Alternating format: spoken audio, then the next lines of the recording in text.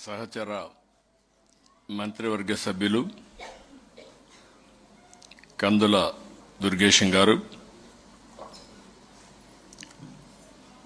సహచర మంత్రివర్గ సభ్యులు ఆనం రామనారాయణ రెడ్డి గారు, గౌరవ పార్లమెంట్ సభ్యులు శివనాథ్ గారు, గౌరవ శాసన మండలి సభ్యురాలు అనురాధ గారు, గౌరవ శాసనసభ్యులు బోండా ఉమామహేశ్వరరావు గారు, గద్దె రామ్మోహన్ గారు, ఈరోజు వివిధ సంస్థలకు సంబంధించినటువంటి చైర్మన్లైనటువంటి గుమ్మడి గోపాలకృష్ణ గారు, తేజస్వి గారు, గంగులయ్య గారు, విక్రమ్ కుమార్ గారు, దినకర్ గారు, శ్రీదేవి గారు, ప్రిన్సిపల్ సెక్రటరీ అజయ్ జైన్ గారు, ఎండోమెంట్ సెక్రటరీ హరి జవహర్ లాల్ గారు, ఈరోజు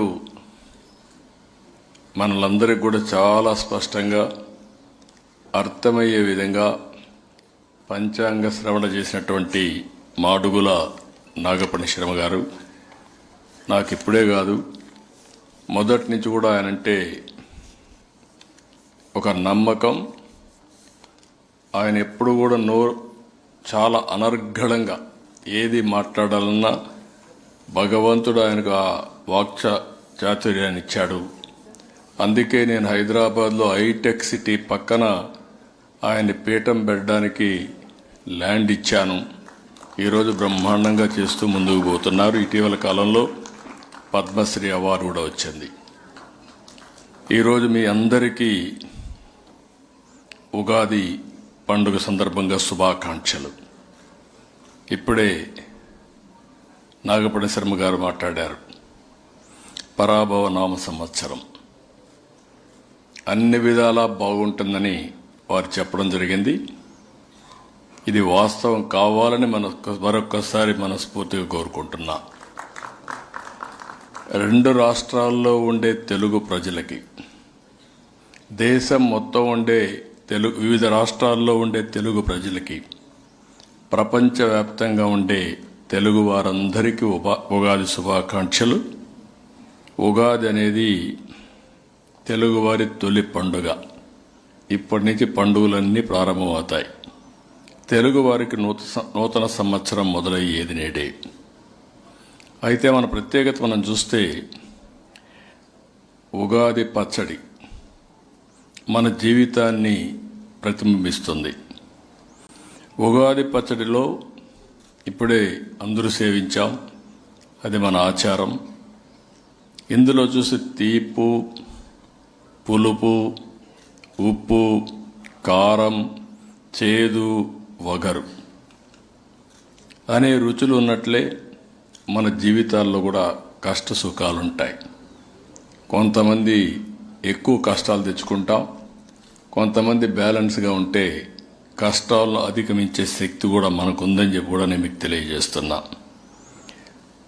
తెలుగు సంవత్సరాలు 60 ఉంటే ఒక్కో ఏడాదికి ఒక్కొక్క పేరుంది. ఈ ఏడాది పేరే పరాభవనం సంవత్సరం. అదే మరి మనందరం గుర్తుపెట్టుకోవాల్సింది, ఉగాది పచ్చడి ఎంత ఇష్టంగా తింటామో అదే సందర్భంలో పంచాంగ శ్రవణం కూడా అంతే ఇష్టంగా వింటాం. అందరం కూడా కోరుకున్నది ఒకటే, ఈ సంవత్సరం నాకు అంతా మంచి జరగాలి, నేను మా కుటుంబం బాగుండాలి అని మనం అందరం కోరుకుంటాం. అదే సమయంలో ఉగాది అనేది ఒక ప్రత్యేకత. అందుకే ప్రభుత్వం కూడా తెలుగు వారి పండుగని గౌరవించుకునే విధంగా అధికారికంగా అఫీషియల్గా జరుపుకునే ఏకైక పండుగ ఉగాది పండుగ అని చెప్పి కూడా నేను మీకు తెలియజేస్తున్నాను. అక్కడ అన్ని పండుగలు జరుపుకున్నా అది కుటుంబంలో జరుపుకుంటాం. ఇది అందరం కలిసి ఒకసారి చిన్నప్పటి నేను చూశాను. ఆ రోజు ఉగాది జరుపుకొని సాయంత్రం అంతే పంచాంగ శ్రవణం చేసి అది విన్న తర్వాత మనం ఈ సంవత్సరానికి ఏ విధంగా ప్రిపేర్ కావాలనో ప్రిపేర్ అయ్యి ముందుకు పోయే సంస్కారం అంది. అలాంటి సంస్కృతి ఈ సంవత్సరం దగ్గర కళారత్న అవార్డులు 38 మందికి, ఉగాది పురస్కారాలు 122 మందికి ఇస్తున్నాం. ఎంపిక చేశారు. వారందరికీ మనస్ఫూర్తిగా అభినందనలు, శుభాకాంక్షలు మరొకసారి మీ అందరికీ తెలియజేస్తున్నా. తెలుగు సంస్కృతి మహోత్తమైనది. తెలుగు వాళ్ళు పండుగలను ఘనంగా జరుపుకుంటాం. మనం గుర్తుపెట్టుకోవాలి, ప్రకృతిని పూజించడం, ఆరోగ్యకరమైన జీవన శైలిని మనకు పండుగలు నేర్పిస్తాయి.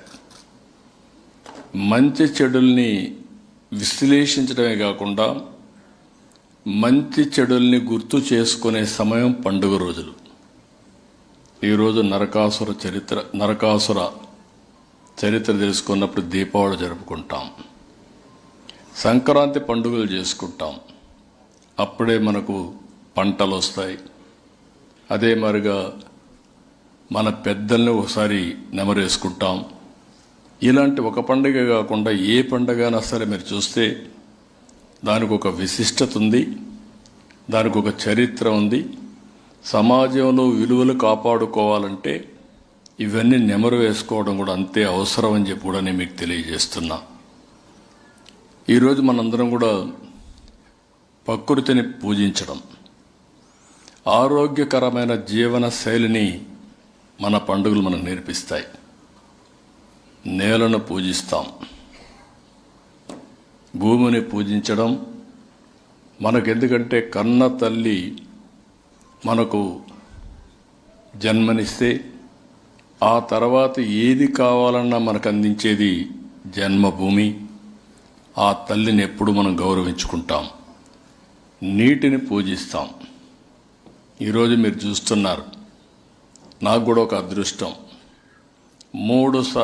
రెండు సార్లు గోదావరి పుష్కరాలు చేశాను. మూడోసారి కూడా మళ్ళీ నేనే ముఖ్యమంత్రిగా ఉన్నప్పుడే గోదావరి పుష్కరాలు చేసుకున్నా. ఇది నెక్స్ట్ ఇయర్కి అవుతుంది. ఆ తర్వాత కృష్ణా పుష్కరాలు కూడా వస్తాయి. మూడోసారి ముచ్చటగా కృష్ణా పుష్కరాలు కూడా నిర్వహించుకుంటున్నాం. నేను దీన్ని ఒక సాంప్రదాయంగా తీసుకున్నా. ఎందుకంటే అందరి గురించి మనం మాట్లాడతాం. గంగమ్మ తల్లి గురించి ఎప్పుడూ మాట్లాడతాం, పూజలు చేస్తాం వర్షాలు రాకపోతే. కానీ ఈరోజు రాను రాను సంస్కృతి మారిపోయి కరువు కాటకాలు వచ్చినప్పుడు మనం బాధపడతాం తప్ప అలాంటి నీటిని ఏ విధంగా కాపాడుకోవాలి, పరిరక్షించుకోవాలి మనం ఆలోచించే పరిస్థితులు లేవు. అందుకే ఈరోజు నేను తీసుకొచ్చిన పాలసీలు కూడా మీరు చూస్తే నీటి భద్రత, వాటర్ సెక్యూరిటీ, తాగడానికి, వ్యవసాయానికి, ఇండస్ట్రీకి నీళ్లు కావాలి, ఎన్విరాన్మెంట్ సర్వైవ్ కావాలన్నా నీళ్లు ఉండాల్సిన అవసరం ఉంది. అందుకే అలాంటి నీటి మీద శ్రద్ధ పెట్టాం. ఈ సంవత్సరం మీరు చూస్తే 65% మార్చిలో అన్ని జలాశయాలు కళకళలాడుతున్నాయి, నీళ్లున్నాయి. మొట్టమొదటిసారిగా చరిత్రలో మీరు చూస్తే మే 15వ తారీఖున నారుమళ్ళు ఏమని ముందే చెప్పిన ప్రభుత్వం ఈ ఎన్డీఏ ప్రభుత్వం అని చెప్పి కూడా నేను మీకు తెలియజేస్తున్నా. ఇంకొక పక్కన మీరు చూసినప్పుడు పశువుల్ని గౌరవిస్తాం. సంక్రాంతి రోజున మనం పూజలు చేస్తాం. ఇవన్నీ కూడా మనం మన సాంప్రదాయాల్ని ఒకసారి నెమరు వేసుకుంటూ, ఇంకొక పక్కన మన మనుగడ, మన భవిష్యత్తు, ఇవన్నీ కూడా ప్రకృతితోనే ముడిపడి ఉన్నాయి. ఈ విషయం మీరు గుర్తుపెట్టుకోవాల్సిన అవసరం ఉంది. సైన్స్ వేరు, ఆచారాలు వేరు కాదు. మన ఆచారాలు అలవాట్లలోనే సైన్స్ ఉంది. ఇది అందుకనే మనం ఎప్పుడు మాట్లాడుతూ ఉంటాం, ప్రపంచంలోనే నాగరికతలో మొదటి నాగరికత భారతీయ నాగరికత అని చెప్పి కూడా నేను మీకు తెలియజేస్తున్నా. ఇప్పుడు ఇళ్ళు కట్టుకుంటున్నాం.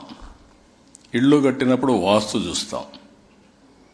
వాస్తు ఎందుకు చూస్తాం అంటే, వాస్తు అంటే మన ఇంటికి ఎలుతురెట్టు వస్తుంది, ఏ డైరెక్షన్లో విండ్ వస్తుంది, మనం ఆరోగ్యంగా ఉండాలంటే వెలుతురు గాలి ఏ విధంగా వస్తుందో అవన్నీ చూసుకొని మనం ఇల్లు కడుతున్నాం.